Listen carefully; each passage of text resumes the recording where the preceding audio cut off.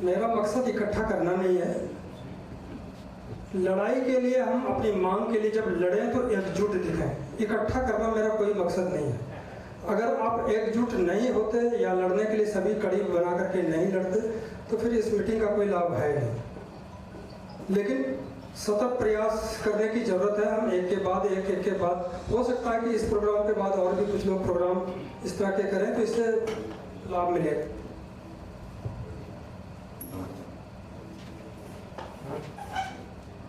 अब हैं हमारे RS थापर जी, को कन्वीनर हैं voice of housing societies VOHS Thapar ji. तालियां जरूर बजा दें क्योंकि तालियों से आपका भी मन उत्साहित हो जाएगा और हमें भी लगता है कि कुछ हो रहा है। मधुकर जी थैंक यू। विनोद वशिष्ठ जी का भी इनिशिएटिव है आज के प्रोग्राम के विच। मैं वॉइस ऑफ हाउसिंग सोसाइटीज जो सारिया ग्रुप हाउसिंग सोसाइटीज हैं 48 to 51 उन्होंने रिप्रेजेंट कर रहे हैं and we have been fighting with the administration for the last 4-5 years. Puri साहब ने एक मैं उत्थों ही शुरू करांगा हाउसिंग बोर्ड के बारे बोलिया क्योंकि साडियां सोसाइटियां भी जड़ियां वो मैक्सीमम हाउसिंग बोर्ड की मार थले है। अनफॉर्चुनेटली जो सानू लैंड अलाट हुई है तो एक नोडल एजेंसी बना दिता गया था हाउसिंग बोर्ड। हर मामले दे विच उन्होंने गलत कैलकुलेशंस करके साडे मैंबरां दे उत्ते पूरा बोझ पाया। छोटिया छोटिया एग्जाम्पल देना तुहानू कि जिहड़ा कन्वर्शन का इशू है ਉਹਦੇ ਉੱਤੇ सोसाइटियां के केस दे विच लैंड नू 1.2 नाल मल्टीप्लाई नहीं किया जाता। ये 96 की पॉलिसी कहती है लेकिन इन्हें 1.2 दे नाल पिछे जून दे विच आर्डर होने के बाद भी हाली तक इंप्लीमेंट नहीं की। इसी तरह जिहड़ी अनलैंड इंक्रीज है वह लेवल 40 लाख तक पहुंच गया। एक फ्लैट बंदा बेचता है तो ही is being asked to deposit 40 lakhs as unearned increase. ਉਹਦੇ ਕੀ यूज कर रहे हैं ਤੁਸੀਂ देखो लैंड अलाट हुई है और सोसाइटी ਨੂੰ ਅਲਾਟ ਹੋਈ और सोसाइटी ਨੂੰ ਕਾਹਦੇ ਵਾਸਤੇ ਹੋਈ ਹੈ ਆਪਣੇ ਮੈਂਬਰ ਨੂੰ ਤੁਸੀਂ ਡਵੈਲਿੰਗ ਯੂਨਿਟ ਬਣਾ ਕੇ ਦੇਣਾ। ਮੈਂਬਰ ਨੂੰ ਸਿਰਫ ਡਵੈਲਿੰਗ ਯੂਨਿਟ ਦੀ ਅਲਾਟਮੈਂਟ ਹੋਈ ਹੈ। RCS ਤੋਂ ਇਹਨਾਂ ਨੂੰ ਇਨਫੋਰਮੇਸ਼ਨ ਜਾਂਦੀ ਹੈ कि एक कॉस्ट ऑफ डवेलिंग यूनिट है जिसके दो कंपोनेंट है cost of land plus cost of construction. ये बदमाशी करके सिर्फ कास्ट ऑफ लैंड में चुकते हैं जी कि 1,45,000 है as against dwelling unit cost of 13.43 lakh. उन्होंने 9% नाल कंपाउंड करते हैं तो फिगर जी 1,06,00,000 आनी चाहिए है वो 10 लाख के उत्ते निपटा रहे जिहदे नाल चार्जिस जिहड़े हैं क्योंकि जे इनू मैं कलैक्टरेट के उत्ते आवांगा जे कलैक्टरेट ठीक हो जाता तो ये नील बनती है अनलैंड इंक्रीज जिहड़ा 32 ਤੋਂ 40 लाख रुपए चार्ज है। पर हुण थोड़ा जिहा एक सानू आसरा मिलिया DC साहब ने फाइनांस सैकटरी नूं लिखिया कि सोसाइटियां का काम जिहड़ा वो स्टेट ऑफिस दे कोल आ रहा है। वो लेटर ऑलरेडी जा चुका है and that is under consideration.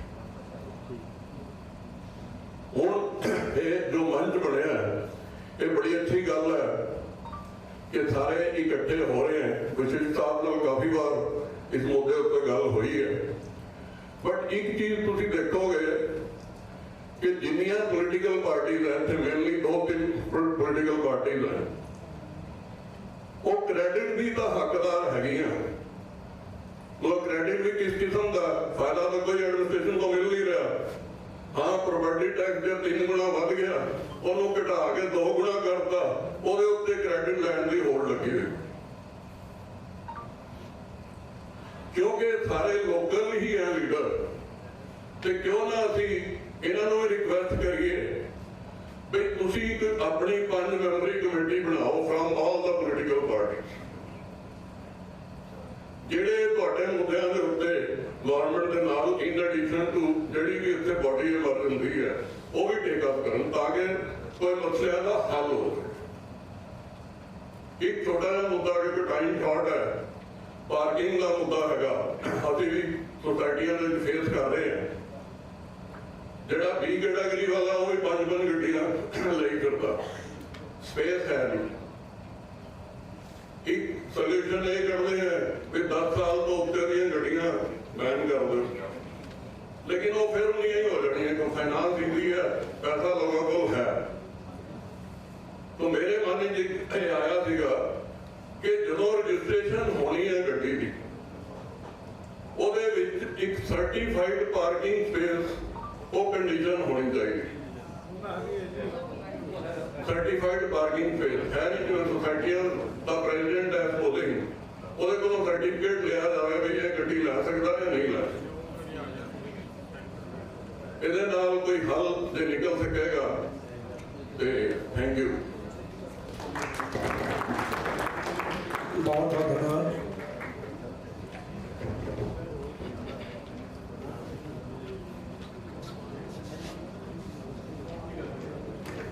Chandigarh में एक सांस्कृतिक समस्याएं भी हमें लग रहा है कि आ रही है। जब आप देखेंगे कहीं अंडरपास या कहीं और जाएंगे, बड़ी विचित्र स्थिति पैदा हो गई है। बड़े बुजुर्ग महिलाएं उस जब आप मॉर्निंग वॉक में भी निकलते होंगे, खासकर जो रोज गार्डन है, शांति निकेतन है और भी कई गार्डन है, वहाँ से आप सामने से गुजर नहीं सकते, ऐसी स्थिति है।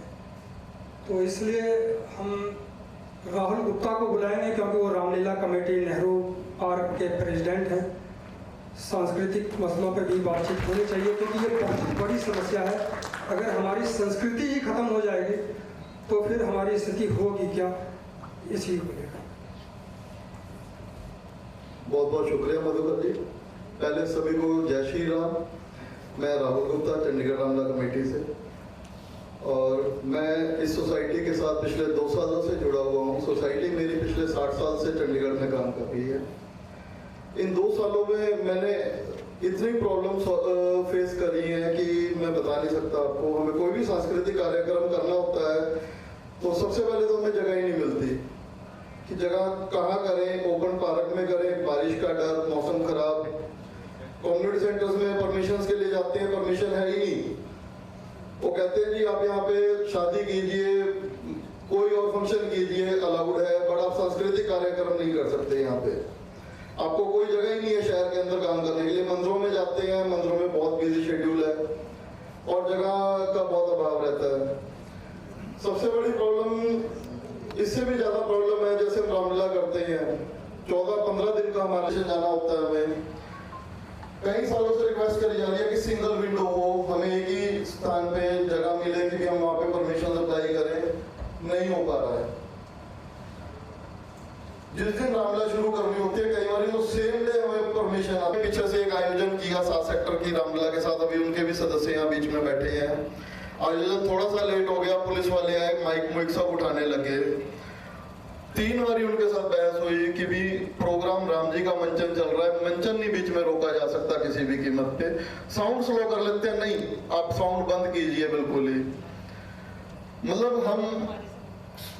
मैं अपनी रामलीला के अंदर मैं छोटे बच्चों को प्रमोट करता हूँ। मेरा मंच शाम को 7 बजे शुरू हो जाता है। 7 से 9 स्पेशली जूनियर्स के लिए है, जिनको हम सांस्कृतिक माने कि अपनी संस्कृति के साथ जुड़े।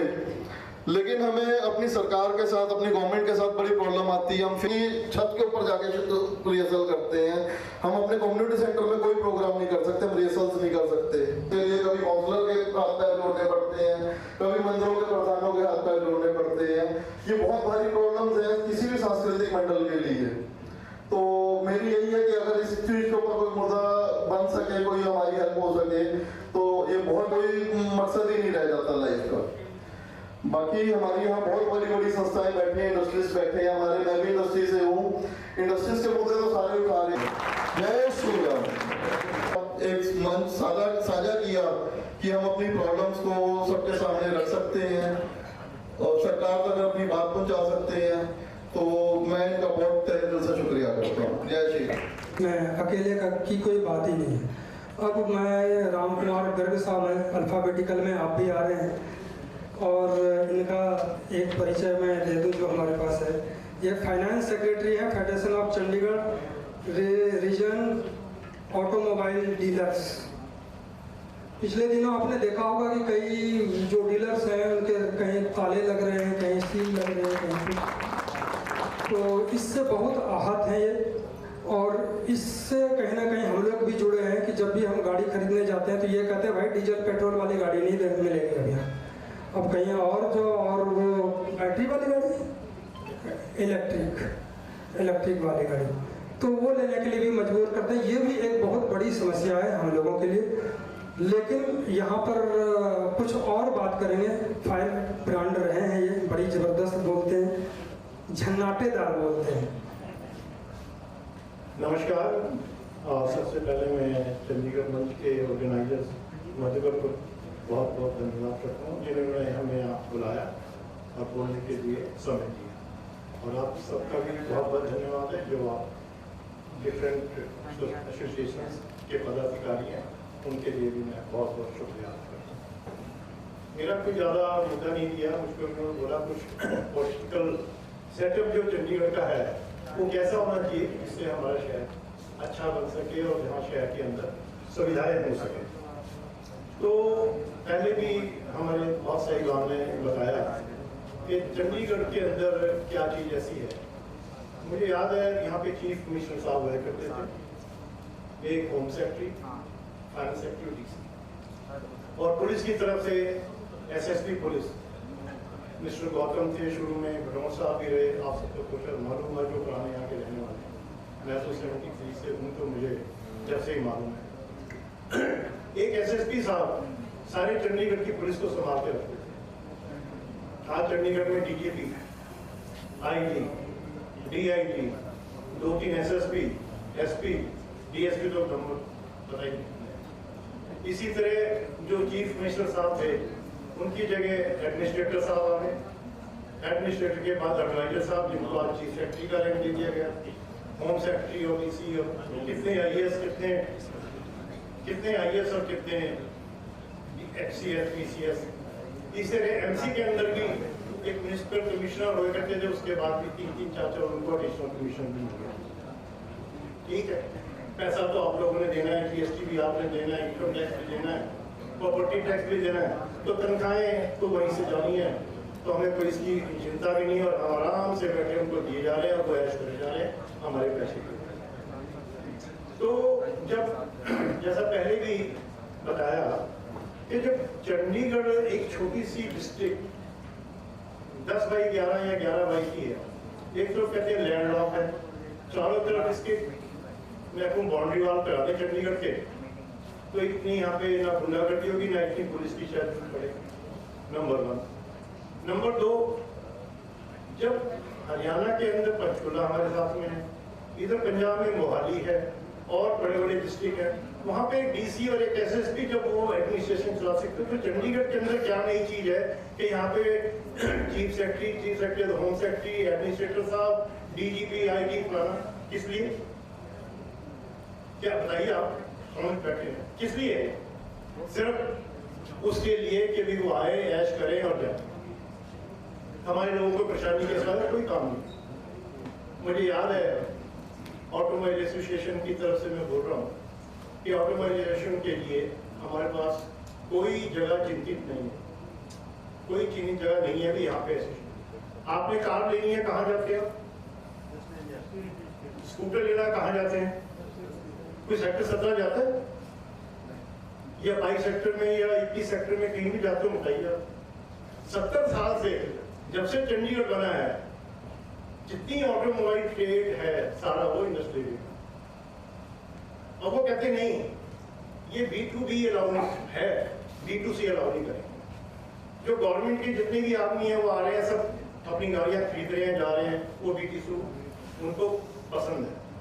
अगर आप लेने आ रहे हैं मेरे पास, वो B2B है, B2C है, वो मिसयूज ऑफ प्रॉपर्टी। ये इंडस्ट्री का हाल है चंडीगढ़ के।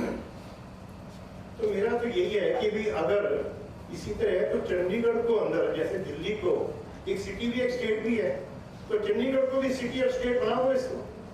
वही डीजीपी, आईजी जो भी है यहाँ पे सब इस तरह काम करते रहेंगे। नंबर 1। नंबर 2, जितने भी हमारे यहाँ पर आज तक मेंबर ऑफ पार्लियामेंट आए, उन्होंने क्या काम दिया चंडीगढ़ के लिए?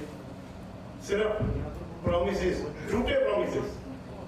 कोई भी एक ऐसा प्रॉमिस जो उन्होंने किया और पूरा किया हो बताइए। यहाँ पे इंडस्ट्रीज भी बैठे हैं, बिजनेस वाले भी बैठे हैं, सब लोग बैठे हैं, कोई काम नहीं है। तो मेरा मतलब ये है कि जो भी हमारे पास कोई एमपी इलेक्शन में वोट मांगने आए तो उसको कहे भैया पहले एक एफिडेविट दे दे भी ये जो प्रॉमिस कर रहा हूँ एजेंडा है तुम बना के दे रहे हो, अगर एक साल में मैं पूरे नहीं करूँगा तो मैं ये रिजाइन करके जाऊँगा यहाँ से। कोई नहीं कहता हमारे में, कोई हिम्मत ही नहीं है किसी की, नाम कहते हैं नाम करते हैं, वोट जीत चले आए, मैं बीजेपी का हूँ, मैं कांग्रेस का हूँ, मैं आप पार्टी का हूँ, कोई मतलब नहीं। हाँ एक चीज और बता दूं मैं आपको कि जितने भी एमपी या बड़े बड़े वो आते हैं अपने अपने काम सब करा के चले जाते हैं, किसी का काम रुकता नहीं है। तो मेरा यही है कहना कि यहाँ का जो सेटअप है पॉलिटिकल सेटअप वो ऐसा होना चाहिए कि भी यहाँ पे सुनवाई हो, हम लोगों के लिए सुनवाई का एक माध्यम बने ताकि हम अपनी बात को रख सकें और वो हमारे काम पूरे हो सकें। इसी के साथ आप लोगों का बहुत बहुत धन्यवाद। आप लोगों ने सुना, आपको एक बार फिर मैं आपको धन्यवाद देता हूँ। बहुत बहुत धन्यवाद। तालियां चढ़ा साहब आपके टेबल पे करें।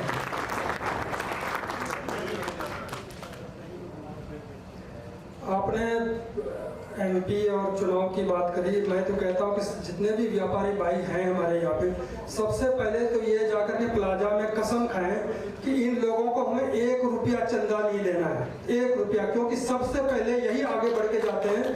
10 लाख, 20 लाख, 25 लाख, कोई चोरी छिपे तो कोई ऊपर से, कोई नीचे से, कोई अगल से बगल से देते हैं। हम भी देखते हैं कि झड़ के इधर भी आ जाए तो वो भी नहीं आता। तो इसलिए व्यापारियों से यही आग्रह है कि ये पैसा इनको चंदा के ना दें, इनको जब घर पे आए तो जिस तरह आपको भगाते हैं उसी तरह से भगा दें उस टाइम, तो शायद ये ठीक हो जाए। नहीं तो कोई उम्मीद इसकी कोई दिक्कत नहीं है, उनका झूठ ही बोलना काम है। आप जितना भी मैनिफेस्टो आप देखिए क्या काम हो गया, आप साल भर में कुछ आपने हिसाब किताब लिया है? एक 10 साल मजा लेके गई वो, आपने कभी पूछा उनको कि क्या हुआ?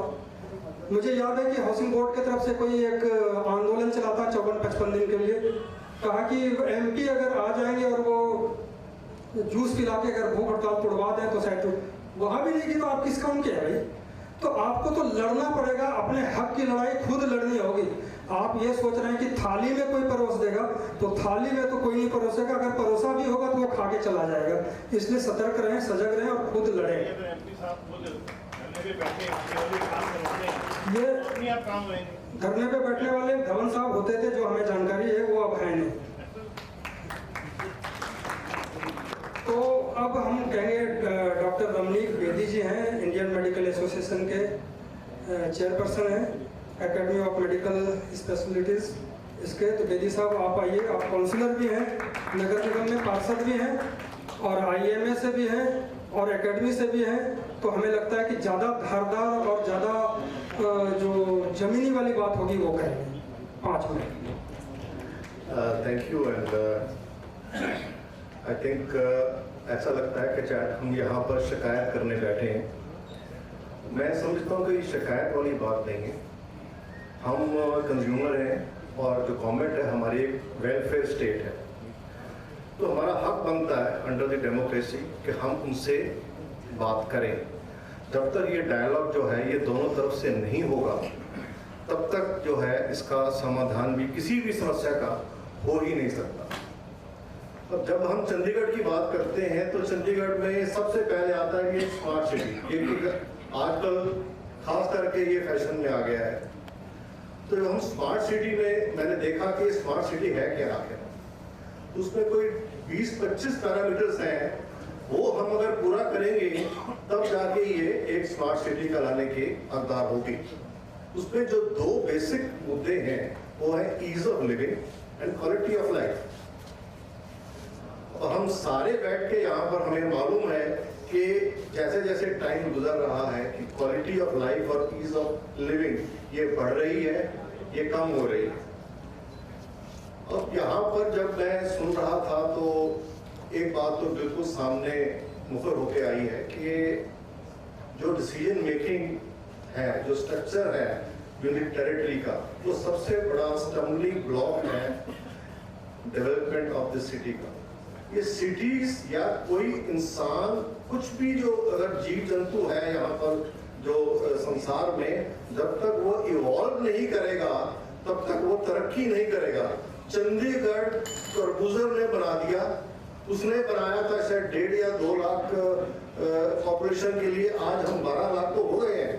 वहां किसी ने नहीं देखा, मगर उसकी फैसिलिटीज उस प्रोपोर्शन में बढ़ानी है और कैसे बढ़ानी है इसके बारे में कोई बात नहीं करता।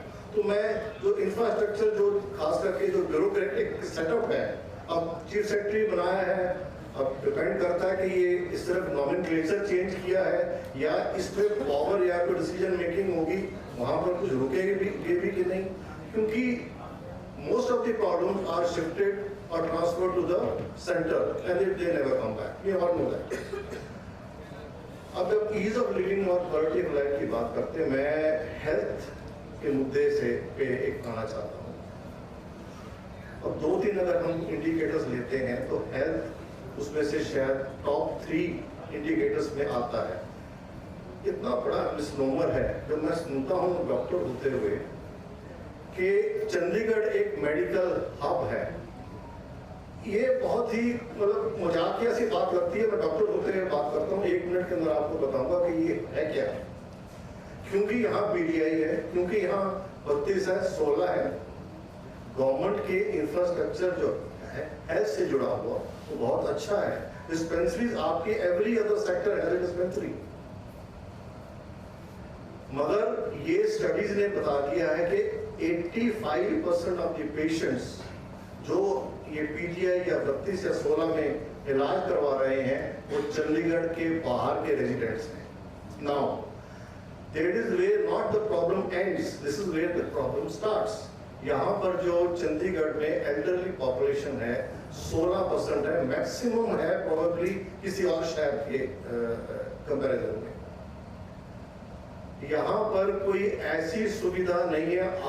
मैं डॉक्टर होते हुए डरता हूँ अगर मुझे कुछ हो गया या मेरे परिवार को कुछ हो गया तो मैं पीजीआई लेके जा सकता हूँ। मैं आईएमए का अध्यक्ष रहा हूँ, मैं नहीं लेके जा सकता क्योंकि उस टाइम डॉक्टर कौन होगा, क्या होगा, मैं सिफारिश करने में टाइम लगाऊंगा या इलाज करवाने में टाइम लगाऊंगा।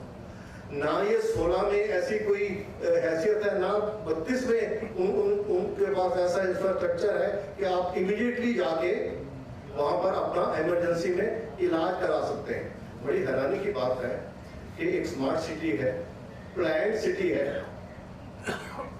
Advanced cardiac life support ambulance इस शहर के पास आज तक नहीं है। और मैं कम से कम 5 साल से बात की मुद्दा उठा रहा हूँ। जो हम बाकी एम्बुलेंस देखते हैं वो भी अगर आप कोशिश करें तो वो भी नहीं आएंगी। वैसे अगर वो आ भी जाए, मैं उनकी तुलना करता हूँ आपके जो घर में बैठी हुई कार से, क्योंकि वो एक ट्रांसपोर्ट व्हीकल है। हमें समझना पड़ेगा बेसिक लाइफ सपोर्ट एम्बुलेंस में आपका इलाज शुरू नहीं होता। आपका इलाज शुरू होता है जिसको गोल्डन आवर आप सब जानते होंगे आज बोलते हैं। कई ऐसी बीमारियां हैं जिनका इलाज अगर हम पहले आधे पौने घंटे में नहीं शुरू करेंगे तो उसमें कॉम्प्लिकेशन भी होंगी और मौत की दर भी जो है बहुत बढ़ जाती है।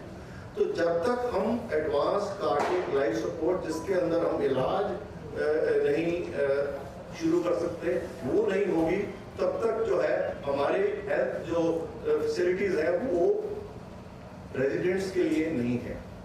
अब यहाँ पर 99 में स्कीम बनी थी, सबने बोला यहाँ की ये लैंडलॉक सिटी है। Yes, you all know that, इसमें कोई इट्स नो ब्रेकर। बट अगर लैंडलॉक सिटी है तो इसकी आगे तो सोचना है ना कि अगर हमने आउट ऑफ बॉक्स, आपने बोला कि वर्टिकल एक्सपेंशन करनी है, प्रॉब्लम क्या है? आपको लगती है प्रॉब्लम कुछ है? नहीं है। लॉजिक को लगती है कोई प्रॉब्लम है। किसी आप 10वीं की क्लास से बच्चे को से पूछें, उसको लगता है कि आप कहीं किसी शहर में जा रहे हैं, कहीं मुल्क में जा रहे हैं, सारे वर्टिकली एक्सपैंड हो रहे हैं क्योंकि जो अर्थ है, earth you can not expand but sky you can expand. This is no brainer, सबको पता है, मगर नहीं कर पा रहे हैं। तो ऐसे जो मंथन है, अब यहाँ पर मैं आपको ब्यूरोक्रेटिक एक इसका एग्जांपल बताता हूँ कि नर्सिंग होम 99 में 30 थे स्मॉल नर्सिंग होम्स, वो कम हो गए जैसे इंडस्ट्री चंडीगढ़ से बाहर जा रही है, हॉस्पिटल बाहर जा रहे हैं, नर्सिंग होम बाहर जा रहे हैं। घट के रह गए हैं 10। पॉपुलेशन 99 में थी 2.5 lakhs, today the population is 12 lakhs। Resident welfare association ने शोर मचाया, सीनियर सिटीजन एसोसिएशन ने शोर मचाया, IMA ने शोर मचाया, और भी कई ऐसी संस्थाएं थी जिन्होंने शोर मचाया। इन्होंने फिर दोबारा रिवाइव की कि जितने बंद हुए हैं एटलीस्ट उतने तो नेबरहुड में ऐसी फैसिलिटी दी जाए जो अफोर्डेबल हो और एक्सेसिबल हो, ताकि किसी को इमरजेंसी हो तो आप जाके 10-15 मिनट में उसको डॉक्टर को बुला के या किसी तरह से इलाज एटलीस्ट शुरू कर सकें।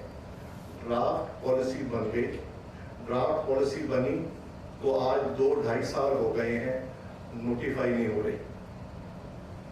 आप समझते हैं कि कितने हम वीक हैं। हम जो मैं आप समझ रहे हो हम किनको बोल रहा हूँ कि वो ड्राफ्ट पॉलिसी बनी है, और मैं समझता हूँ कि जो ड्राफ्ट पॉलिसी बनी हुई है वो हर एक डिपार्टमेंट के थ्रू निकली होगी, हर जगह हर स्टेप पे बन के वो ड्राफ्ट ऑर्डर हुआ है, वो पब्लिक डोमेन में गई। पब्लिक डोमेन में जाके उसमें सब जो है RWS ने, IMA ने भी और संस्थाओं ने उनको कहा कि इसको आप लागू कीजिए, आज तक लागू नहीं की।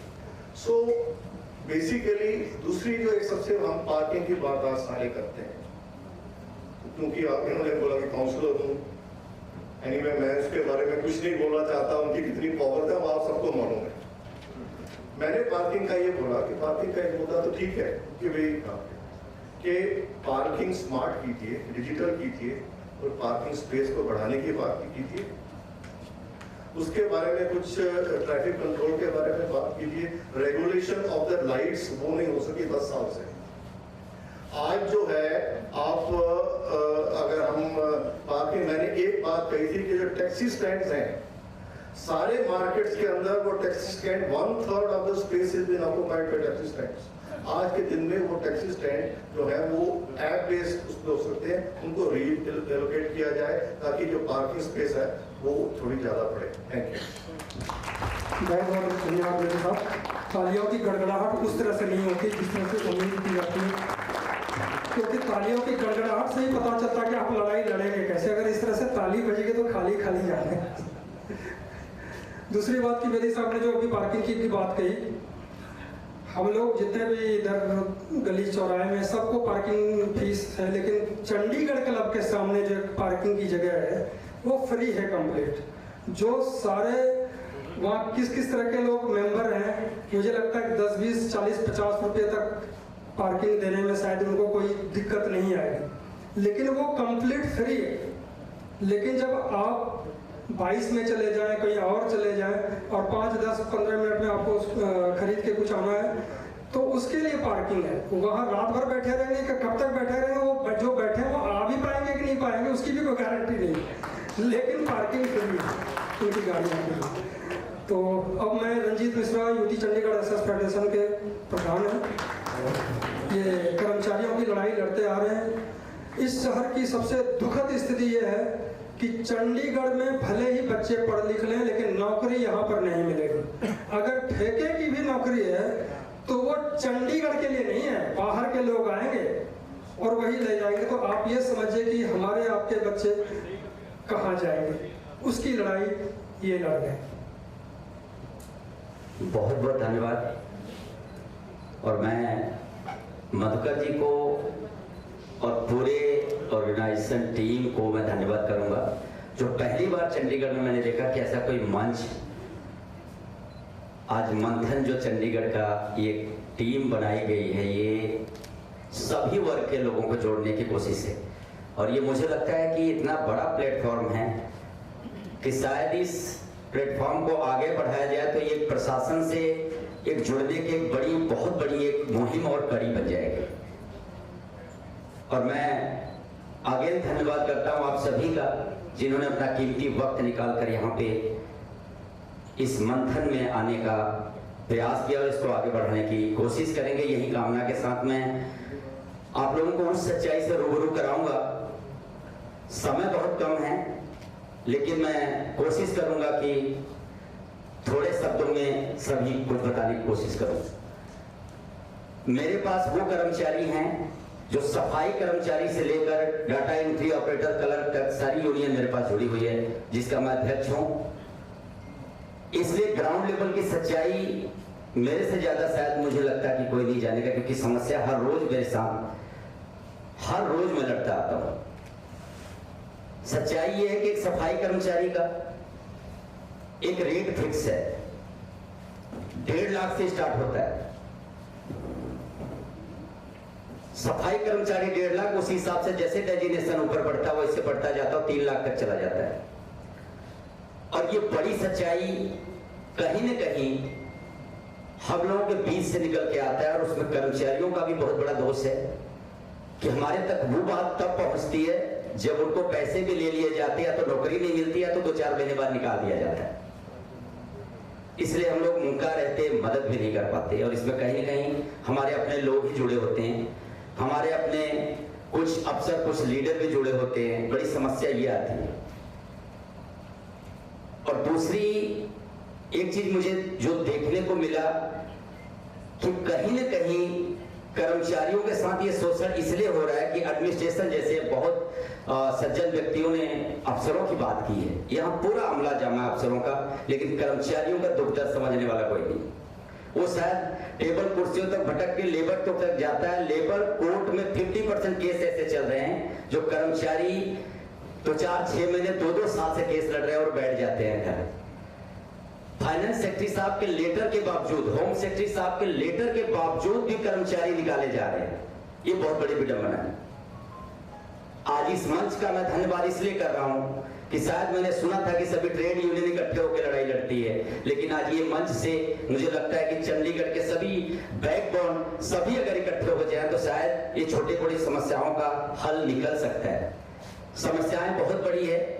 मैं सिर्फ इतना विनती करना चाहूँ, माध्यम ये बन पाए कि प्रशासन तक हमारी आवाज पहुंच पाए, तो विनती ये है कि कर्मचारी, जिन कर्मचारियों की मैं बात कर रहा हूँ, वो चंडीगढ़ की बैकबोन है।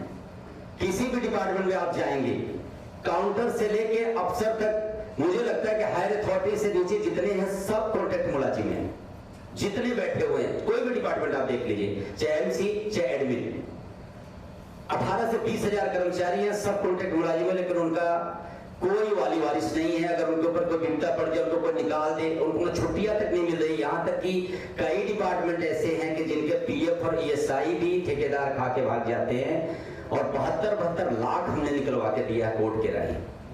तो ये कहीं न कहीं उन अफसरों की भी लापरवाही है जो बिल पास करते हैं, जबकि टर्म एंड कंडीशन में सब कुछ क्लियर कट है, लेकिन वो नजरअंदाज करते हैं, जिसके कारण कर्मचारी शोषण के शिकार हो रहे हैं, परेशान हो रहे हैं। और अभी आपने देखा होगा कि कुछ कर्मचारी अभी 6 महीने के भीतर 3-4 कर्मचारी आत्महत्या करने में, सुसाइड करने पे मजबूर हो गए, सिर्फ सैलरी करके। मैं आपके माध्यम से, मैं खुद रेगुलर मुलाजिम हूं, मैं आपको बताना चाहूंगा कि कभी आपने ये सुना कि कॉन्ट्रैक्ट मुलाजिमों के अलावा भी बजट कोई कम हुआ है?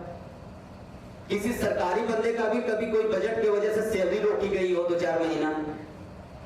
एक दिन अगर प्रॉब्लम हो जाए, एक दिन अगर पेमेंट लेट हो जाए तो वो खलबली मच जाती है ऊपर से नीचे तक। लेकिन कॉन्ट्रैक्ट मुलाजिम आत्महत्या कर रहे हैं, 4-4 महीने की सैलरी नहीं मिल रही है। और हमारे आज अफसर दिल्ली में जाके मेडल लेते हैं कि नंबर 1 सिटी का, वो सिटी को साफ सुथरा करने वाला, सिटी ब्यूटीफुल बनाने वालों के साथ शोषण हो रहा है, आत्महत्या कर रहे हैं। ये बहुत बड़ा सोच का विषय है, और इसमें कहीं न कहीं हमारी पॉलिटिकल पार्टियों का भी बहुत बड़ा हाथ है। क्योंकि जो लोग किसी भी पार्टी के हों, पर्टिकुलर में किसी एक का नाम नहीं ले सकता, जो भी काउंसलर हमारे एरिया से जीत के जाते हैं, उनका ध्यान इसमें होता है कि ठेकेदारों के ऊपर दबाव बनाना कि इस बंदे को निकालो, मेरे 4 चमचों को सेट करो। मुझे नहीं पता कैसे आप करोगे। ये कड़वी सच्चाई मैं बोल रहा हूं, मैं माफी चाहता हूं, शायद इसी कड़वी सच्चाई बोलने की वजह से साथ-साथ केस भी लड़ रहा हूं मैं, लेकिन अपने हिस्से की लड़ाई लड़ता रहूंगा। यही मेरी विनती है आप सबसे, क्योंकि आप लोग बहुत से आने लोग हैं, हमारे बीच में बहुत बुजुर्ग लोग भी बैठे हैं, और इस मंच को यहीं तक ना सीमित रखें।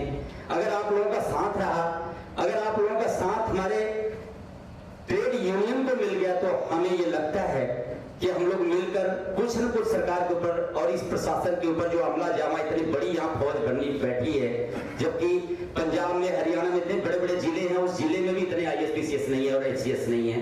जब यहाँ इतने ISPCS रह के हमारे कर्मचारी आत्महत्या कर रहे हैं जो चंडीगढ़ के बैकबोन है, तो मुझे नहीं लगता कि बस मेरी एक ही आग्रह विनम्र निवेदन अपने वाणी को विराम देने से पहले आप सभी से आग्रह विनम्र करता हूँ हाथ जोड़कर कि आप सब लोग इस मंच को उस मुकाम तक ले जाएं कि प्रशासन तक हमारी आवाज पहुंच सके, आप सबकी आवाज पहुंच सके, ताकि 10% भी अगर अफसर अपनी ईमानदारी से काम करें तो हमें लगता है कि हमारे काम कुछ आसान हो जाएंगे।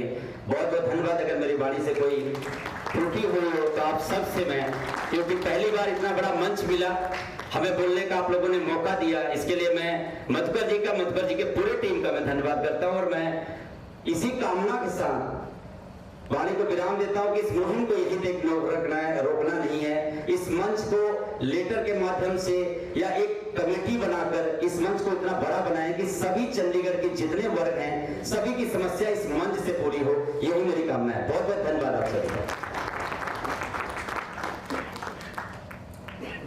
अब है हमारे SC अग्रवाल जी जो चंडीगढ़ सीनियर सिटीजन एसोसिएशन के प्रधान हैं। और कोरोना काल में हम लोगों ने देखा कि सीनियर सिटीजन की तकलीफ को हमने देखा, क्योंकि हमें खुद जाना पड़ा है। जो वहाँ अकेले लोग रह रहे हैं, उनके पास खाना नहीं पीना नहीं, ऐसी समस्या आई है। और इस तरह से सिटीजन एसोसिएशन का इस मंच के सबसे पहले जो आए हुए सभी साथियों का धन्यवाद करता हूँ और स्वागत करता हूँ कि एक ऐसा प्लेटफॉर्म जो मधुकर जी ने और विनोद भूषित सिंह ने बनाया है, इनकी मेहनत और इनकी सोच का, इसके लिए बहुत बधाई के पात्र है। दूसरा कि इन्होंने आज मुझे मौका ये दिया चंडीगढ़ सीनियर का, मैं इसके बारे में बताना चाहूँगा कि इसके अंदर यहाँ बैठे हुए थे बहुत सदस्य चंडीगढ़ सीनियर के मेंबर हैं और बड़े सुलझे हुए और एक्सपीरियंस आदमी है। ये the biggest association of India. Secondly ये पहली एसोसिएशन है जिसमें चीफ पैटर्न एडमिनिस्ट्रेटर है, chief secretary and member parliament pattern है। बाकी हमारे जो मेंबर्स हैं वो एग्जीक्यूटिव कमेटी और मेंबर्स में से इलेक्टेड या नॉमिनेटेड। दूसरा मैं समस्या के बारे में बता रहा हूँ। सबसे बड़ी समस्या तो है कि ये सिटी ब्यूटीफुल नहीं, सिटी फॉर ओल्ड पर्सनस है जिनकी कहीं कोई केयर नहीं हो रही। यहाँ 80% आदमी ऐसे हैं जिनके बाहर बच्चे सेटल्ड हैं, उनको मेडिकल एड की है, छोटे छोटे काम के लिए दूसरों पर डिपेंड होना पड़ता जो नहीं हो पाते। सबसे बड़ी जो दिक्कत ये आई है, पिछले 8 साल में पुलिस डिपार्टमेंट पहले केयर करता था, हर एक बीट बॉक्स से महीने में 2 बार सीनियर से घर जाते थे, उनका हालचाल पूछते, उनकी प्रॉब्लम पूछते थे। इतनी बार मिलने के बाद DGP से, एडवाइजर से, एडमिनिस्ट्रेटर से, लेकिन कोई भी इस चीज़ के ऊपर गौर नहीं कर रहा। दूसरा जो ओल्ड एज होम की है उसके अंदर जैसे मेरे को भी मैनेजिंग कमेटी में है, वहाँ पर कोई फैसिलिटी नहीं है। अब जो 15 सेक्टर का है वो इकोनॉमिकली विकर के लिए है, यहाँ पर सिर्फ 35 आदमी रह सकते हैं और वो आदमी है जिनके पास सोर्स ऑफ इनकम नहीं है, जिनको वहाँ ओल्ड एज पेंशन भी पिछले साल शुरू करवाई गई है। मेडिकल चेकअप वहाँ नहीं होते हैं। जो 43 के अंदर है उसके अंदर सिर्फ 22 कमरे दिए हुए हैं, वो पेड है। 20,000 पर मंथ उनके चार्ज लिए जाते हैं। क्या चंडीगढ़ के अंदर इतने थोड़े आदमी हैं, 100 से कम है कि जो अकेले रह रहे हैं या जो कपल भी हैं वो ओल्ड एज है, टोटली डिपेंडेंट है। इसके लिए हमने कहा हम इनको इकट्ठा करना चाहते हैं। हमें चंडीगढ़ जो कॉरपोरेशन है उनके कम्युनिटी सेंटर के अंदर हमें फर्स्ट फ्लोर दे दिया जाए ताकि उनको इकट्ठा कर सके, उनको एंटरटेन कर सके और वो सारा खर्चा चंडीगढ़ सिटीजन एसोसिएशन उठाने को तैयार है। आपको सुनकर बड़ी हैरानी होगी, 1.5 साल पहले ये मेमोरेंडम दिया था होम सेक्रेटरी को। पिछले महीने कॉर्पोरेशन के कमिश्नर का फोन आ रहा है, हमारे पास कम्युनिटी सेंटर है, कोई जगह नहीं है, हमने जिम चला रखा है, योगा करते हैं, लाइब्रेरी, जबकि आप जाके देखें काउंसिल के गोडाउन बने हुए हैं। किसी भी सेंटर में फर्स्ट फ्लोर में कोई काम नहीं हो रहा। क्या वो चंडीगढ़ शहर को दे नहीं सकते? कम्युनिटी सेंटर बनाए for the welfare of the local residents है, फ्री चार्जेस के लिए। उसके लिए क्यों ये कर रहे हैं? पहले रेजिडेंट एसोसिएशन को महीने में 1 दिन के लिए मिलता था 100 रुपीज़ के अंदर, अब वो रेजिडेंट एसोसिएशन बंद कर दिया, बाकी एनजीओ को बंद कर दिया। क्या ये कमर्शियल हाउसेज है? अगर मीटिंग के लिए कोई जगह नहीं मिल सकती, पहले गवर्नमेंट म्यूजियम में सीनियर सिटीजन को महीने में 1 दिन मिलती थी फ्री ऑफ चार्ज, सर वो एसी के चार्जेस लेते थे। अब वो 3500 सिक्योरिटी लेते हैं और 3500 रेंट लेते हैं, और सिक्योरिटी भी 6 महीने वापस नहीं करते। फैसिलिटी देना तो बहुत दूर की बात है, ये जो पहले मिली थी वो भी विड्रॉ कर रहे हैं। ना चीफ सेक्रेटरी को छोड़ने को तैयार है, ना होम सेक्रेटरी के डीसी का तो कोई मतलब ही नहीं बनता इसका। सेक्रेटरी सोशल वेलफेयर को कितनी बार जाके मिले हैं, वो कहते हैं मैं टेकअप करूँगी। Director social welfare totally dummy है, कोई काम करने को तैयार नहीं है। तो ऐसे बताइए सीनियर सिटीजन कौन किसके पास जाएगा? जो सीनियर सिटीजन के सबसे ज़्यादा सभी को पता है कि सब प्रॉपर्टी के डिस्प्यूट बहुत चल रहे हैं, चाहे वो टेनेंट से हैं चाहे फैमिली से हैं, उनके लिए जाते हैं या टॉर्चर के लिए जाते हैं, कोई सुनने को तैयार नहीं है, पुलिस स्टेशन में सुनने को तैयार नहीं है। एप्लीकेशन दे के आते हो, वहाँ से कोई इन्वेस्टिगेशन वो 20,000 मांगते हैं, 25,000 मांगते हैं पुलिस से। मैं इन चीज़ों के लिए हम आपके साथ हैं और हमेशा साथ रहेंगे।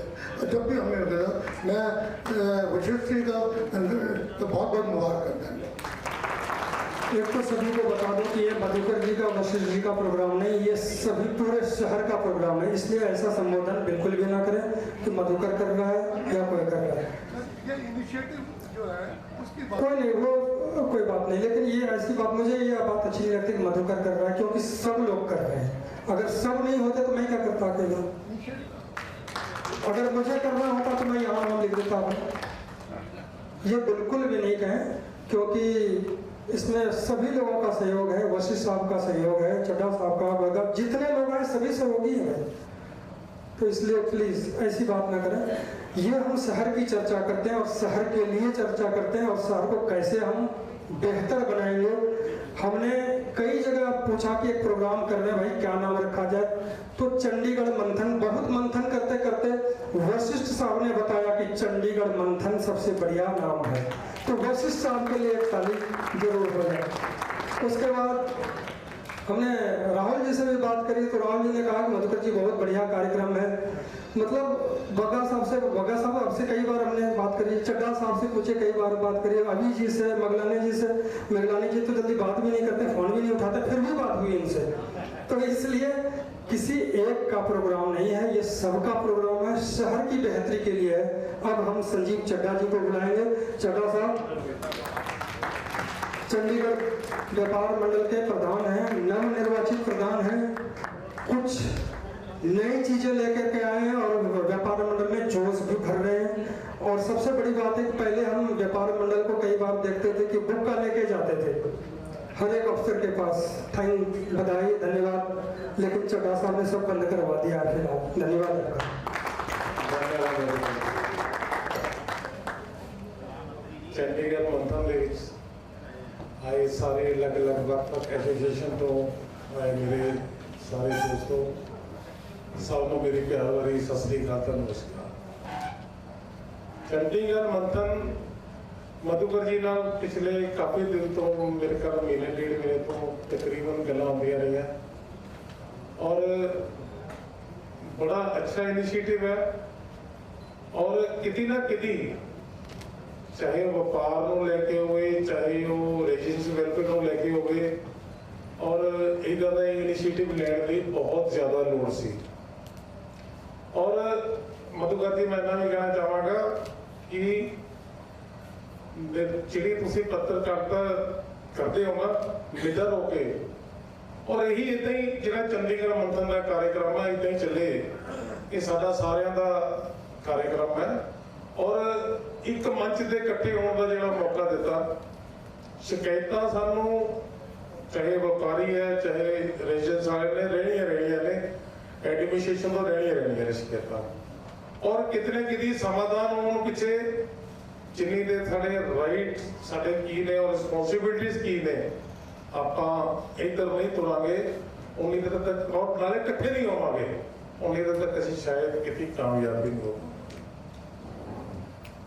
व्यापार करते हैं, व्यापारियों की बहुत ज़्यादा समस्यावां ने ਔਰ ਮੈਨੂੰ ਇਹ ਸਮਝ ਨਹੀਂ ਆਉਂਦੀ ਚੰਡੀਗੜ੍ਹ 'ਚ ਜਾ ਕੇ ਚੰਡੀਗੜ੍ਹ ਜਦੋਂ ਇੱਥੇ ਕੋਈ ਵੀ ਨਵਾਂ ਕਾਨੂੰਨ ਲੱਗਣਾ ਹੋਵੇ, ਚਾਹੇ ਕੋਈ ਹੋਰ ਕੋਈ ਕੁਝ ਵੀ ਹੁੰਦਾ ਹੋਵੇ, ਤਾਂ ਚੰਡੀਗੜ੍ਹ ਇੱਥੇ ਇੱਕ ਚੰਡੀਗੜ੍ਹੋਂ ਸ਼ੁਰੂਆਤ ਜੇ ਤੁਸੀਂ ਕਰਦੇ ਹੋ ਤਾਂ ਫਿਰ ਜਦੋਂ ਕੋਈ ਚੀਜ਼ ਦੀ ਰਿਲੀਫ ਦੇਣੀ ਹੈ ਉਹ ਵੀ ਚੰਡੀਗੜ੍ਹ ਨੂੰ ਦੇਣੀ ਚਾਹੀਦੀ ਹੈ। ਲਗਾਉਣ ਦੀ ਕੋਸ਼ਿਸ਼ ਕਰਦੇ ਆਪਾਂ, ਮੇਰੇ ਇੰਡਸਟਰੀਜ਼ ਵਾਲੇ ਭਰਾ ਵੀ ਬੈਠੇ ਨੇ ਸਾਰੇ, ਤਕਰੀਬਨ ਅਸੀਂ ਜਿਹੜੀ ਜਦੋਂ ਦੀ ਵੈਟ ਦੇ ਜਿਹੜੇ ਪਿੱਛੇ ਦੇ ਕੇਸਿਸ ਨੇ ਉਹਨੂੰ ਲੈ ਕੇ OTS ਸਕੀਮ ਦੇ ਉੱਤੇ ਲੱਗੇ ਆਉਂਦੇ ਨੇ ਆ ਸਾਰੇ ਇੱਥੇ ਜਿੰਨੇ ਵੀ ਲੀਡਰ ਸਾਹਿਬਾਨ ਸਾਡੇ ਬੈਠੇ ਨੇ ਉਹ ਤਾਂ ਵਾਏ ਹੁਣ ਜਦੋਂ ਤੁਸੀਂ ਪੰਜਾਬ ਨੇ 3 ਵਾਰੀ ਸਕੀਮ ਦੇਤੀ, ਹਰਿਆਣਾ ਨੇ ਦੇ ਦਿੱਤੀ, ਸਾਡੀ ਨੇਬਰਿੰਗ ਸਟੇਟ ਛੱਡੋ ਆਲ ਓਵਰ ਇੰਡੀਆ ਤਕਰੀਬਨ ਸਕੀਮਾਂ ਆ ਗਈਆਂ ਨੇ। ਅਸੀਂ ਕਿਤੇ ਨਾ ਕਿਤੇ ਅਫਸਰਾਂ ਨੂੰ ਸਮਝਾਉਂਦੇ ਆ ਤਾਂ ਇਹ ਅੱਗੇ ਜਾ ਕੇ ਇਹ MHA ਦੀ ਗੱਲ ਕਰਦੇ ਨੇ,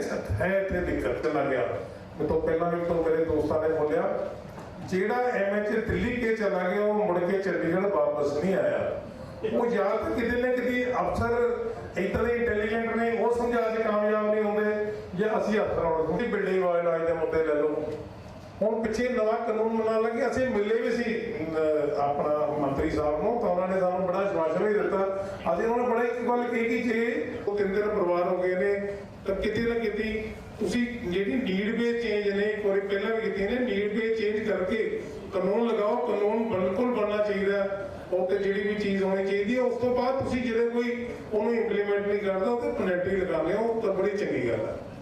ਤਾਂ ਜਦੋਂ ਤੱਕ ਇਹ ਚੀਜ਼ ਨਹੀਂ ਹੋਏਗੀ, ਪਰ ਚੰਡੀਗੜ੍ਹ ਦੇ ਵਿੱਚ ਮੈਨੂੰ ਲੱਗਦਾ ਜਿਹੜੀ ਸਾਡੀ ਐਡਮਿਨਿਸਟ੍ਰੇਸ਼ਨ ਹੈ ਕਿਤੇ ਵੀ ਪੈਸਾ ਨੇ ਮਗਲਾਨੀ ਨੇ ਬੋਲੇ ਇਜ਼ ਡੂਇੰਗ ਬਿਜ਼ਨਸ ਬਿਲਕੁਲ ਨਹੀਂ ਹੈ, ਬਿਜ਼ਨਸ ਫ੍ਰੈਂਡਲੀ ਸਾਡੀ ਐਡਮਿਨਿਸਟ੍ਰੇਸ਼ਨ ਬਿਲਕੁਲ ਨਹੀਂ ਹੈ। ਜਿਹਦਾ ਨੁਕਸਾਨ ਕੀ ਹੋ ਰਿਹਾ ਕਿ ਜਿਹੜਾ ਇੱਧਰੋਂ ਦੀ ਕਾਰੋਬਾਰ ਹੈਗਾ ਜਿਹੜਾ ਸ਼ਿਫਟ ਹੋ ਕੇ ਪੰਚਕੂਲੇ ਮੋਹਾਲੀ ਜਾ ਰਿਹਾ, ਜਿਹੜਾ ਟੈਕਸ ਚੰਡੀਗੜ੍ਹ ਨੂੰ ਮਿਲਣਾ ਚਾਹੀਦਾ ਸੀਗਾ ਉਹ ਮੋਹਾਲੀ ਪੰਚਕੂਲਾ ਜਾ ਰਿਹਾ। ਇਦਾਂ ਦੀਆਂ ਬੜੀਆਂ ਚੀਜ਼ਾਂ ਨੇ। ਮੈਂ ਤੁਹਾਨੂੰ ਇੱਕ ਛੋਟਾ ਜਿਹਾ ਐਗਜ਼ਾਮਪਲ ਦਿੰਦਾ, ਮੰਡੀ ਦੀ ਗੱਲ ਅਗਰ ਮੈਂ ਕਰਾਂ, ਮੰਡੀ ਦੇ ਵਿੱਚ ਇੱਥੇ ਸਾਡੇ ਸੇਬ ਦੀ ਜਿਹੜੀ ਸੀਗੀ, ਸੇਬ ਚੰਡੀਗੜ੍ਹ ਆਉਂਦਾ ਹੁੰਦਾ ਸੀ, ਸਿਰਫ ਟੈਕਸ ਲਗਾਉਣ ਦੇ ਪਿੱਛੇ ਇਹਨਾਂ ਨੇ ਉੱਥੋਂ ਦੇ ਸ਼ਿਫਟ ਕਰਤਾ ਮੋਹਾਲੀ ਆਪਣਾ ਪੰਚਕੂਲਾ ਸ਼ਿਫਟ ਕੀਤਾ। ਉਸ ਤੋਂ ਬਾਅਦ ਉਹ ਚੀਜ਼ ਅੱਜ ਦੀ ਡੇਟ 'ਚ ਕਰੋੜਾਂ ਰੁਪਏ ਦਾ ਜਿਹੜਾ ਟੈਕਸ ਚੰਡੀਗੜ੍ਹ ਨੂੰ ਮਿਲਦਾ ਸੀ, ਜਿਹਦੇ ਨਾਲ ਇਹਦੀ ਡਿਵੈਲਪਮੈਂਟ ਹੁੰਦੀ ਸੀ, ਉਹ ਚੀਜ਼ ਸਾਰੀ ਖਤਮ ਹੋ ਗਈ। ਔਰ ਇੱਦਾਂ ਹੀ ਉਹਦੇ ਨਾਲ ਮੈਂ ਗੱਲ ਕਰ ਰਿਹਾ ਸੀ, ਮੰਡੀ ਦੇ ਵਿੱਚ ਹੀ ਇੱਕ ਚਾਵਲਾਂ ਦਾ ਕੰਮ ਆਉਂਦਾ ਹੈ, ਰਾਈਸ ਆਉਂਦੇ ਨੇ।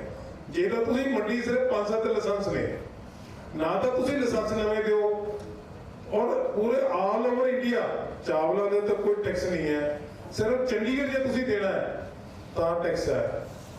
ਤਾਂ ਮੈਨੂੰ ਮਧੂਬਰ ਜੀ ਨੇ ਇਸ਼ਾਰਾ ਆ ਰਿਹਾ ਕਿ ਜਲਦੀ ਬੋਲਣਾ ਹੈ, ਪਰ ਮੈਂ ਬੋਲਣਾ ਤਾਂ ਬਹੁਤ ਕੁਝ ਚਾਹੁੰਦਾ ਸੀ। ਪਰ ਮੈਂ ਦੋਸਤੋ ਸਾਰੇ ਇੱਥੇ ਬੈਠੇ ਕੀ ਗੱਲ ਕਹੂੰਗਾ ਕਿ ਇਕੱਠੇ ਹੋਣ ਦੀ ਵੀ ਲੋੜ ਹੈ, ਸਾਨੂੰ ਆਪਣੇ ਅਧਿਕਾਰਾਂ ਦਾ ਪਤਾ ਵੀ ਹੋਣਾ ਚਾਹੀਦਾ।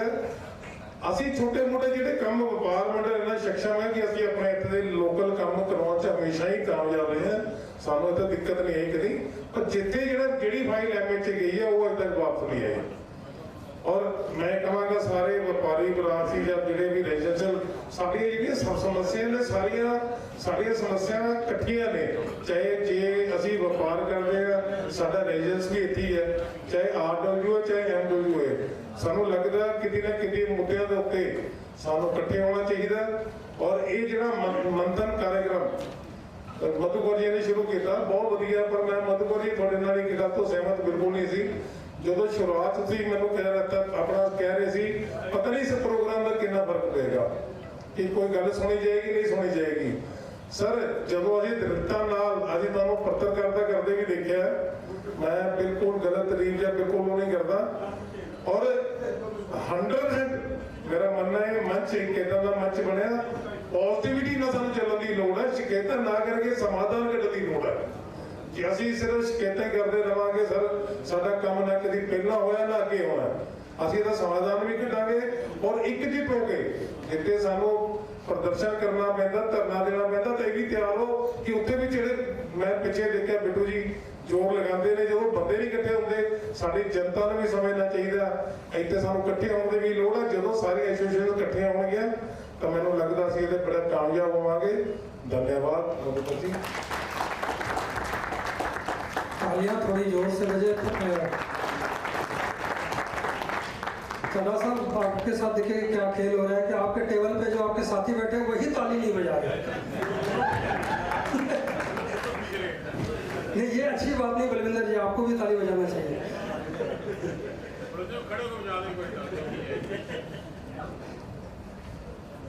खेला हो में चल। अब आर्किटेक्ट हैं हमारे Shilpa Das ji, founder organizing secretary at Chandigarh and Chandigarh urban festival. Shilpa Das ji आए, आप भी मार्गदर्शन करें, क्योंकि आपके पास काफ़ी लोग जाते होंगे जो मकान नहीं बनवा पा रहे, प्रशासन में धक्के खा रहे होंगे नक्शा पास करवाने के लिए, इस तरह की बातें आती होंगी। 5 मिनट में निपटाएं इनको।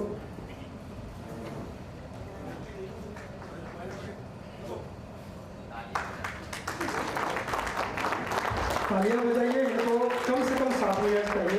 तो ठीक है, बगा साहब ने इशारा कर दिया है वसी साहब ने भी इशारा किया है और लोग भी इशारा कर रहे हैं, तो 7 मिनट तो है, लेकिन 7 मिनट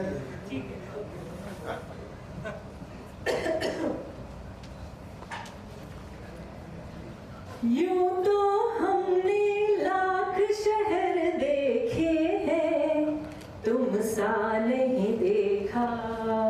जी हाँ, ये है चंडीगढ़ हम सबकी जान।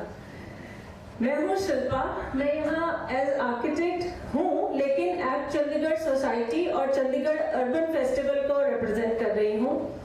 Thank you for this forum and this opportunity to present my views in the middle of सभी जो हमारे शहर के गणमान्य लोग आज यहाँ प्रेजेंट हैं, और मेरे को इस अपॉर्चुनिटी के लिए बहुत बहुत खुशी है। Thank you. मैंने 5 मिनट से 7 इसलिए बोला क्योंकि मेरे जो 5 मुद्दे मैंने प्रेजेंट करने हैं, ये अभी तक मैंने जो भी डिस्कशन देखी है उसके अंदर आए नहीं हैं, और इनमें थोड़ा सा समझाना है, और मैं फिर भी बहुत संक्षेप में समझाऊंगी। कुछ तरह के शायद सॉल्यूशंस भी इसके अंदर से निकल सकते हैं। सीधे मैं फर्स्ट पॉइंट पे जा रही हूँ। चंडीगढ़ में बहुत सारे अभी इनकम्प्लीट कॉन्सेप्ट्स मौजूद हैं। चंडीगढ़ एक आम शहर नहीं है, ये एक खास मिशन के साथ बनाया गया शहर है। इसको जब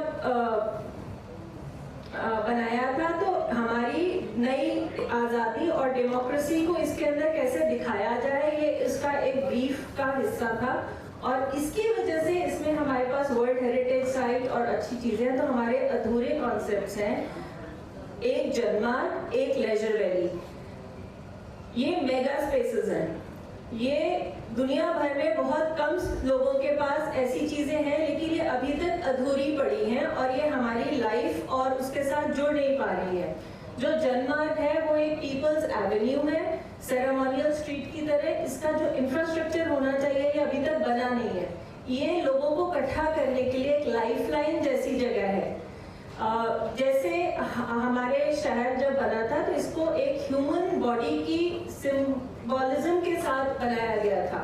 तो हार्ट से हेड को सामंजस्य में काम करने के लिए जो एक एक्सेस होती है वो हमारी जनमार्ग है। इसको राजपथ सोचे या पेरिस की चार्ल्स एलिसी सोचे, जो एग्जाम्पल्स इसके बारे में आए हैं, लेकिन इसको पूरा होना चाहिए। दूसरी जगह जो हमारी इनकम्प्लीट है और शहर के लिए जरूरी है वो है लेजर वैली।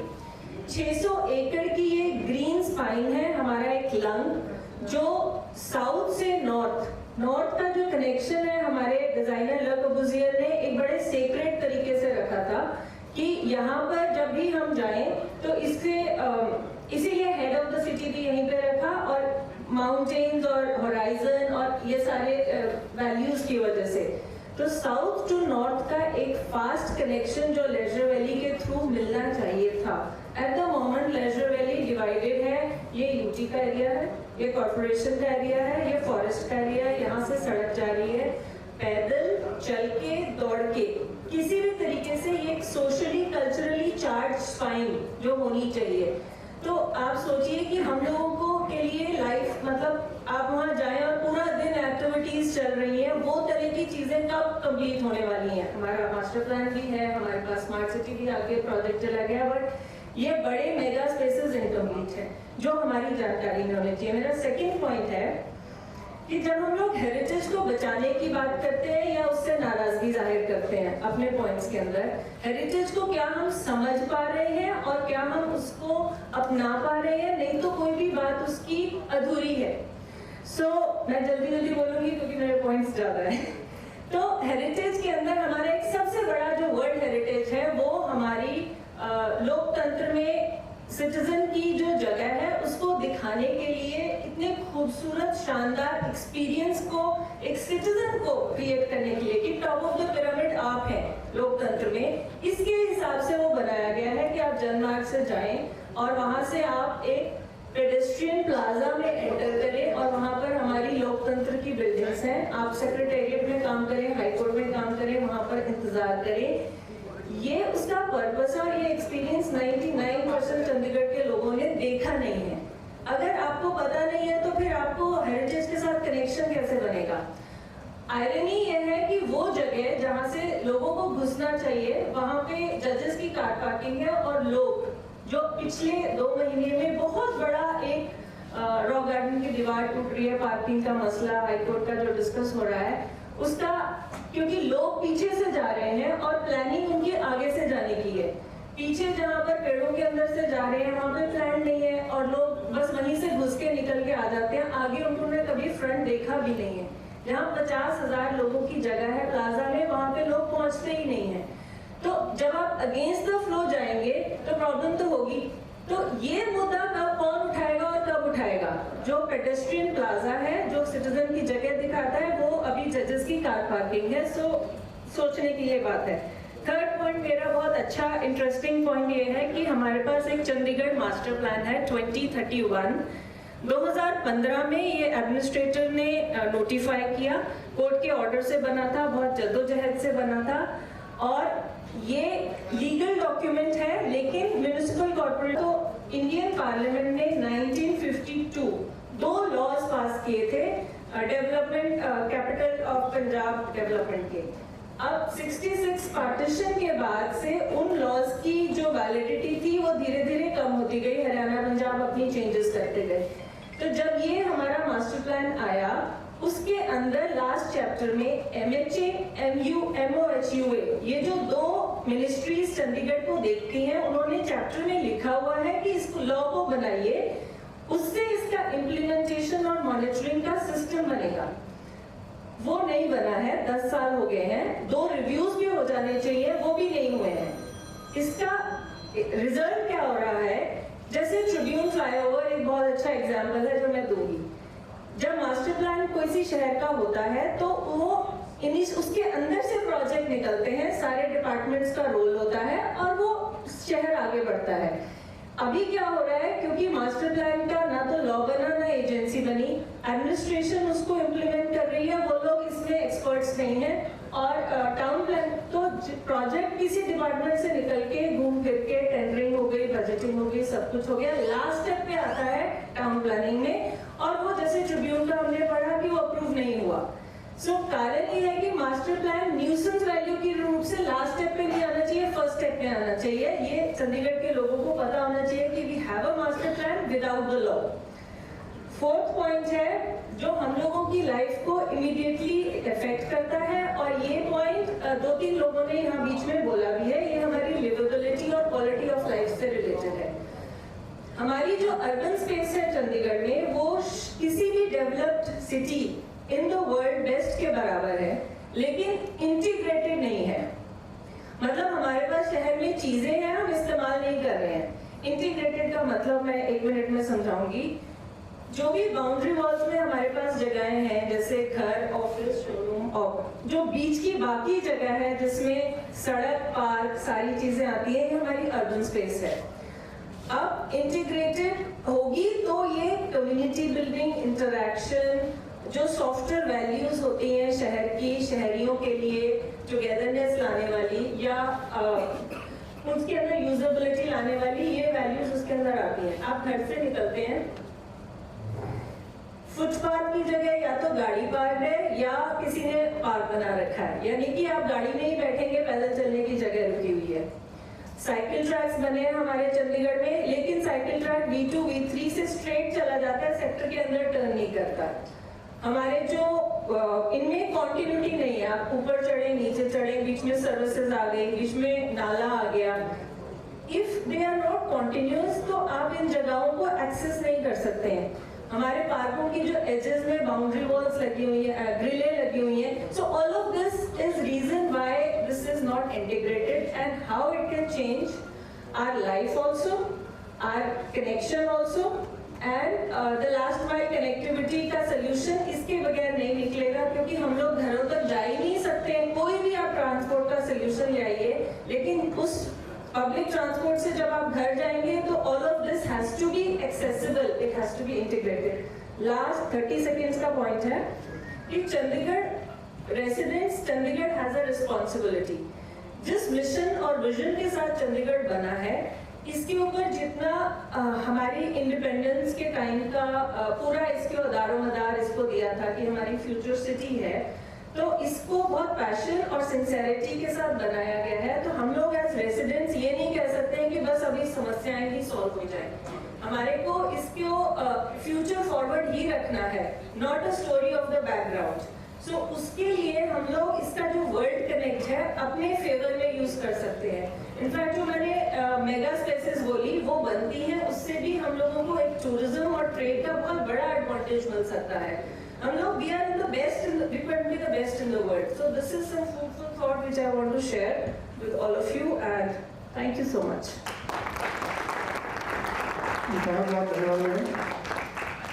मैं वशिष्ठ साहब से माफ़ी मांगूंगा क्योंकि इनका नाम वी से शुरू होता है, वी से बहुत लास्ट में। अब 2-3 लोग और एक तालियां बजनी चाहिए मैडम के लिए सबसे पहले, बहुत जबरदस्त लगे कि तालियां बज रही है। दूसरी तालियां हमारे NP शर्मा जी भी हमारे बीच में आए हुए हैं, जो चंडीगढ़ नगर निगम में चीफ इंजीनियर रह चुके हैं, तो उनके लिए भी एक स्पेशल तालियां बजाई जाए क्योंकि यहाँ पे आए थे, मैं पकड़ के ले गया अंदर, फिर वो कुछ काम से आए थे। अब मैं सुरेंद्र बागा जी से बात रखने के लिए कहूँगा क्योंकि इनके लिए परिचय मुझे लगता है कि देने की ज़रूरत नहीं है, क्योंकि इन्होंने जितनी बातें आज तक रखी, चाहे वो प्रशासन के सामने हो, नगर निगम के सामने हो, इतनी मजबूती से बात रखी उन्होंने और आईना दिखाते हुए बात रखी। ऐसा नहीं कि उनके समर्थन में खूब आईना दिखाया। तो बगा साहब पूरे संरचना संगठन कैसे कैसे क्या यहाँ पे हुआ, जरा सा वो बताएंगे। और मैं आपको बता दूँ कि सम्मान समारोह भी है, हमको पता है कि बहुत काम आप लोग छोड़ के आए हुए हैं, 15-20 मिनट की बात है, तो इसलिए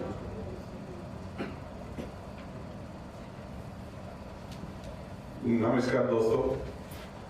सबसे पहले मैं एक बात शेयर करनी चाहूँगा कि वेस्ट बंगाल की जो गवर्नमेंट है, उन्होंने एक मता पास किया जो सेंट्रल गवर्नमेंट को भेजा था थोड़ी देर पहले। उसमें वो ममता बनर्जी ने पास करवाया था कि ये जो अल्फाबेट वाला खेल है ये हमारे साथ बहुत बुरा होता है। तो उन्होंने बोला कि वेस्ट बंगाल की टर्म सबसे लास्ट में आती है, तब तक सारे ब्यूरोक्रेट थक जाते हैं और हमारी कोई बात ही नहीं सुनता। तो आज मुझे अपने माता पिता पे बड़ा गुस्सा आ रहा है कि भाई मेरा नाम ऐसा रखा कि मेरा लास्ट में टर्न आया। विनोद वशिष्ठ जी को कितना गुस्सा आ रहा है।